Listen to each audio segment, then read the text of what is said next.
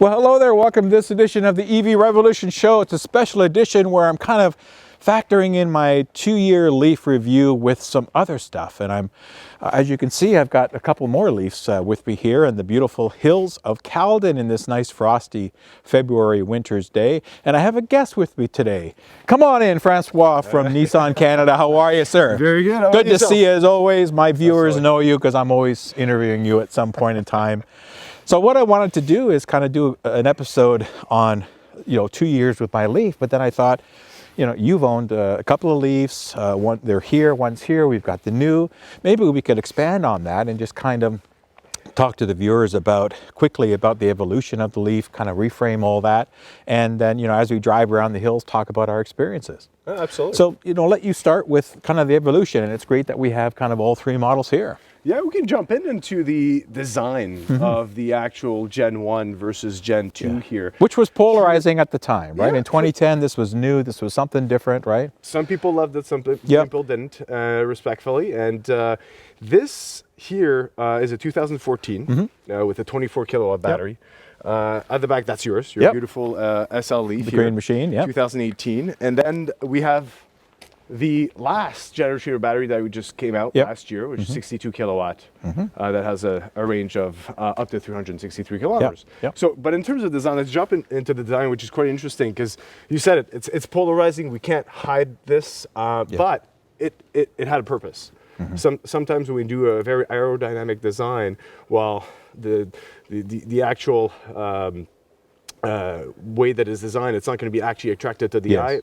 And it needs to be practical. So it needs to be sort of hatchback. We need to have that space in the car as well. So it creates a design that's a little bit polarizing. And you got, of course, the charging port. And that's, you got the level 3 here and level 2. And that's a flat design. Design was really focused on efficiency. And if we jump into the Gen 2, so 2018 Leaf, you can see we did add a grille. It's capped with the hologram mesh blue design. The EV theme here, we added a lot of blue color to keep that EV theme for Nissan. We had the V-Motion grille. So now it which is standard across all the models now. It truly looks like a Nissan. From absolutely sedan does. to Murano, we all have these V-Motion grills, so it's part of the family. Boomerang taillight.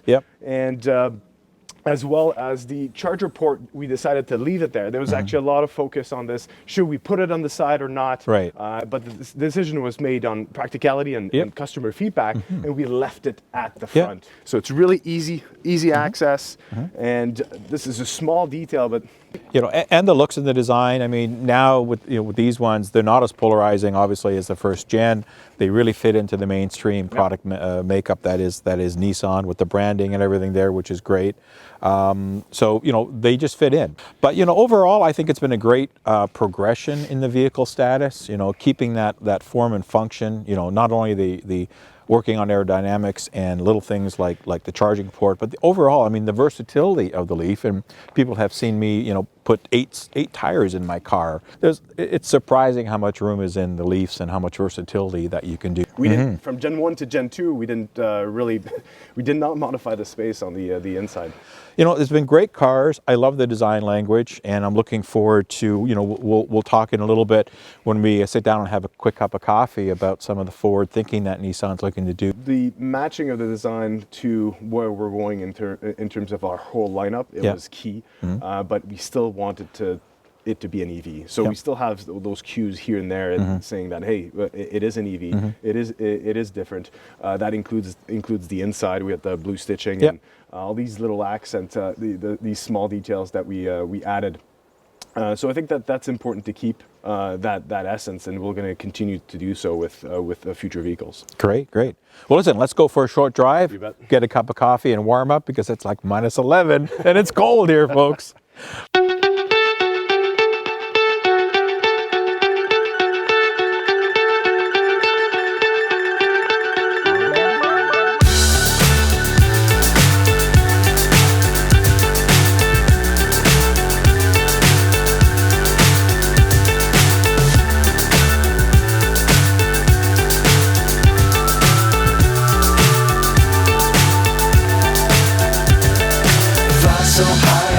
hypnotized. What's up is down, what's left is right. Chasing stars and holding you. I can't see the end, but we'll see it through.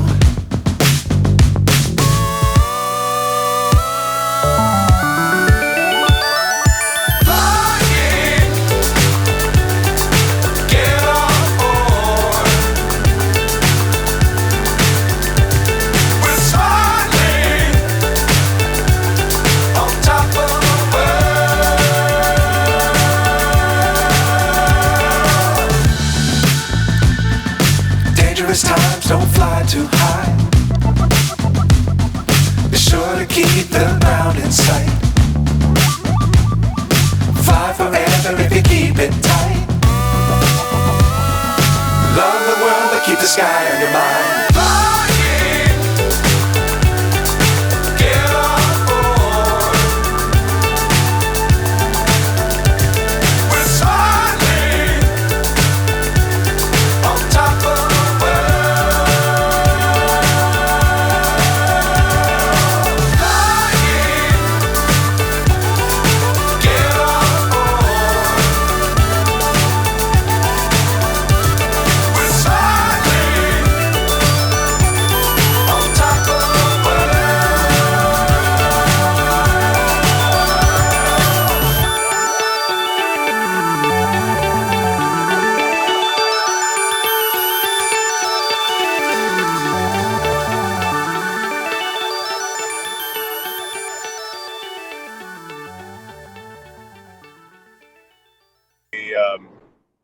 A 40 kilowatt. That was great, but there's specific things about the car that we looked upon, small and big things that we changed based on customer feedback, and that was sort of obviously a great shift from Gen 1 to Gen 2. Now for 2019, last year when we launched the 19 with the 62 kilowatt with a range of up to 363, that really provided the option for customers that drives a little bit more to get that comfort level and not stop at a charging station. So that option is there, but for most Canadian, the 40 kilowatt is plenty. Just quickly, since you have a Gen 1 and a Gen 2, the driving experience itself, though, has remained fairly consistent, right? Holds the road well. You got that center of gravity, that still the high torque, instant torque. I mean, what's your comments regarding that? Yeah, it's quite impressive. You forget a little bit about the variance between Gen 1 and Gen 2, and jumping into it last night, for example, it was great to see that, hey, this car is still very much relevant. It's fun to drive. But the thing that I realized is that right away that the Gen 2 has, the Gen 1 does not, and that was really very obvious, is a road noise, because we insulated the car, and the insulation damped the sound noise by 25%, and it's really obvious when you jump from one to the other. To your question, the driving experience, it's extremely comfortable, but yeah, it does have more road noise and wind noise in this car versus Gen 2, which is quite interesting. So the challenge is the same, and the positive things are the same with one to the other when it comes to winter driving. So I think it's really key to have good winter tires, compensate for that. But I've went through so many winter storms with different Leafs, and it's really nice. Yeah, so my experience is absolutely. I mean, so this this is a bit of a 2-year review for my car as well, and at 40,000 kilometers, it's not only zero emission, but it's zero issues. I mean, I keep telling people that it's a solid car. I agree with you. It's been a very quiet and competent car, holds the roads well, and just it's been great for the general masses that Nissan has targeted as their client base in an all-purpose electric vehicle. Any closing thoughts you want to add to that? But the Gen 2, with the extra power and torque and range, gives you that extra sense of, hey, I can go further with more confidence.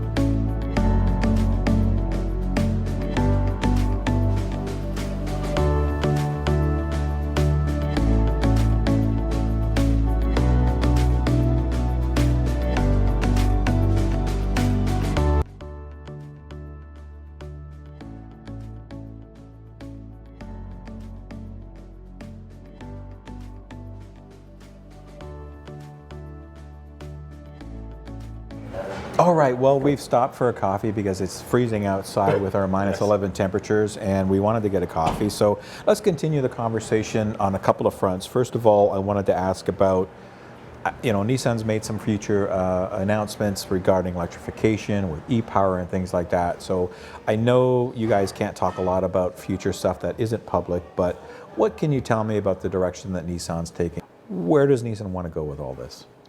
We want to obviously go further. Well, you've pretty much said what I can say, but or else I would not have a job tomorrow.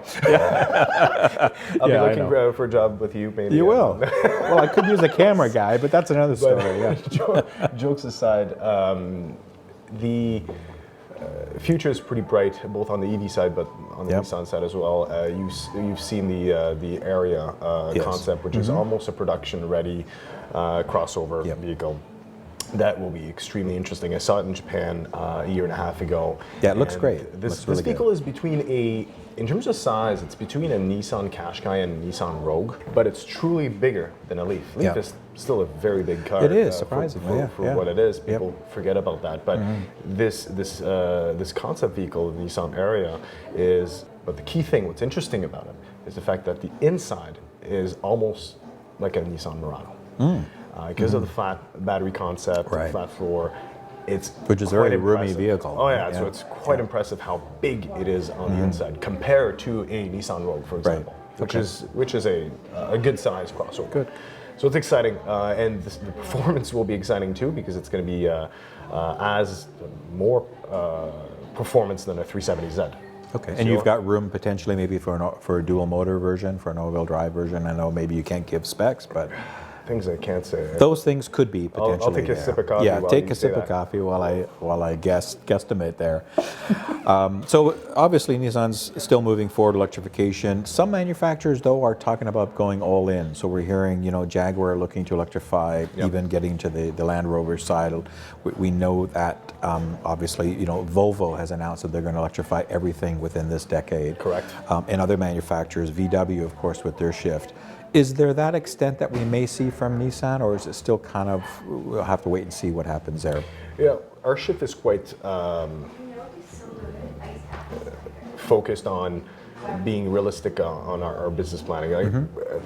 There's a lot of manufacturers announcing a lot of things on the table, and I don't want to name names because for the past 3 years, we've seen so many announcements of manufacturers saying, "Oh, we're launching 42 electrified platform, right, from hybrid to 100%." And then 3 years later, there's absolutely zero arriving to Canada or globally. So we're cautious about that, and we want to have a business plan where it's viable for us to bring a car and bring it with a good number. So it is safe to say that Nissan is moving that direction, taking a balanced approach, and my viewers will know that I do believe that electrification is the future, and we will get there, but it's not going to happen, in my opinion, as well as fast as some analysts say it will. There is going to be a shift, and some markets, like Norway, are going faster than others, but when you look at the whole globe, you can't just abandon that in one shot. So I can understand that approach. Yeah, and if we look at the forecasters and what we know on our competitors and what we're going to launch in the next 5 years, it's quite exciting. The number of true launches in the next 5 years are exciting. People that never believed in BEV, that just do hybrids, or people that went the wrong way and went hydrogen, now they're all going BEV. They're launching cars having every single showroom from every single manufacturer having an EV, right? And that's great. That's going to help really boost the EV market in Canada. That's going to happen in the next 5 years, which is great. And we're going into the last category that I want to talk about the Canadian marketplace. So I'm glad that we're talking about that, how we see that progressing. I think we could kind of agree on that alignment. There will be OEMs that will get into electrification, all electrification quicker than some others, but it will be a phased approach. Before I talk a little bit more about that though, let me get your opinion. What do you think of the Model 3 sales for last year? #1 vehicle globally, over 300,000 units sold in 2019. It's a global number because they have released it globally. Tesla, the #1 all plug-in manufacturer, and they only do all electric, but they fall in that category. What did you think of that? It's quite impressive, and again, we see it as a positive thing because it promotes EV. The more people, the more choice that people have, people talk about it, say, hey, why not me? How can they not make the switch? They look at the Tesla 3, they look at the Nissan Leaf, they look at some of our other competition, say, hey, the 3 is the right car for me, or the Nissan Leaf is the right car for me. So there's choices, and we want people to think about it, awareness, and that's what we need. The number one thing that we need is awareness above all. Totally agree. Just have that thought, is like, why not switch from an ICE to EV, or ICE to plug-in, or ICE to a hybrid? Having that 5-minute thought and Google search and say, is it right for me? Do I do the mileage? And most people realize very quickly it's an easy and financially incredibly there's a positive great experience, TCO for electrification. And it just makes sense. What's your, if I ask you to put on your future hat, when do you think we might see cost parity for electric vehicles, especially all electric? Yeah, once again, I'm seeing charts that show 2022. You look at Tony Seba, he's saying 2025. I'm thinking it's closer to the top end or bottom end or higher end of this decade, really. I still think it's maybe 4, 5, 6 years away. What's your thought on that? There's so many factors. There's the evolution of the battery that will but the costs have come down. There's solid right? They started at $1,000 exactly. US, so now they're whatever. Down, and it can come down drastically, it can also slow down, but I think really at Nissan, what we're trying to do is doing it again, a balanced approach. Absolutely. It's going to shift, and it's going to shift quickly, like you say. And what we announced, for example, a year and a half ago, globally, we're going to get to that parity before 2030. And number 2, everybody will have also a little bit different way of hitting that parity. Either going plug-in hybrid or a full 100% electric. So it really is an exciting decade for the EV revolution as such, as we really see that shift happen. 2020 to 2030 will be quite interesting. Every single year, I think, will be extremely interesting. And you mentioned some of the battery technologies. I did a show a couple episodes ago. Mercedes announced an experimental battery pack that they've developed, which is fully recyclable and compostable, because they're moving away from rare earth elements into more environmentally friendly elements that are compostable, which I thought, boy, if that comes out as a mass production type of offering in 10 years, that really changes the industry even more, because now anybody who's concerned about the environmental impacts of EVs, it just takes all that out of the equation. So, and then solid state and all these other R&D that's happening with that. So any final comments about that? Yes, I think it's extremely important. We need to look at the full life cycle, or else we will pollute more than we think with EVs. And that conversation started before we launched back in 2010. And looking at the full cycle from producing the Nissan Leaf, producing the battery, not use as much water. What do we do with the batteries after, when we cannot use them anymore in a Nissan Leaf? So we do have that second life usage. You have your power systems, VVG, things like that, repurposing. Correct. Well, I think it's starting to get busy here at the Belfountain Cafe here, where we're having a nice cup of coffee. So we're going to close it off there. It's always a joy and a pleasure to talk to you, because this guy is so busy. It's hard to get 5 minutes of his time. So I do appreciate you and Jen, our all-purpose camera girl, producer, car driver, everything else that she does to help us out. I appreciate you guys taking the time out of your busy days to come and help me shoot this episode. And my final thoughts again on my Leaf. It's been 2 years of zero emissions, zero issues.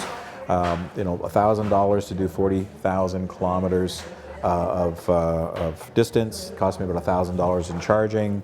My maintenance has been $350, I think, because I did a brake flush. That was kind of the only thing that the dealer asked me to do, which, okay, now that's done, I'm good for a while.